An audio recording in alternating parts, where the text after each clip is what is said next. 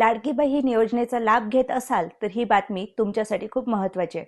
कारण जर तुम्ही या योजनेसाठी अपात्र असाल आणि तरीही लाभ घेत असाल तर तुमच्यावर कायदेशीर कारवाई होऊ शकते. एवढेच नाही तर सरकार तुमच्याकडून मिळालेली संपूर्ण रक्कम परत घेऊ शकते आणि गंभीर प्रकरणांमध्ये तुरुंगवासाची शिक्षा देखील होऊ शकते. मुख्यमंत्री माझी लाडकी बहीण योजनेअंतर्गत आर्थिकदृष्ट्या दुर्बल महिलांना आर्थिक मदत देण्याचा निर्णय घेण्यात आला होता.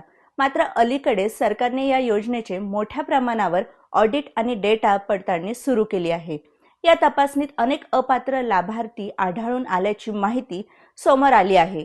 यामध्ये आयकर भरणाऱ्या महिला, सरकारी कर्मचारी आणि चुकीची माहिती देऊन लाभ घेणाऱ्या महिलांचा समावेश असल्याचे सांगितले जात आहे. सरकारकडून लाभार्थ्यांच्या बँक खात्याची माहिती, उत्पन्नाचा तपशील आणि सरकारी नोंदीची पडताळणी केली जात आहे.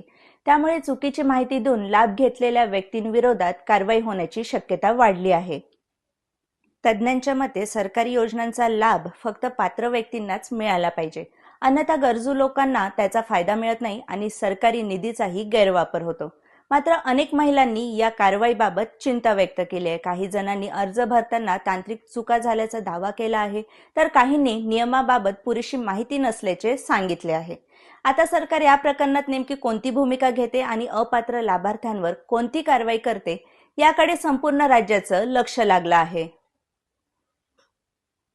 तुम्ही किंवा तुमच्या कुटुंबातील कोणी या योजनेचा लाभ घेत असेल तर सर्व कागदपत्रांची एकदा पडताळणी नक्की करून घ्या.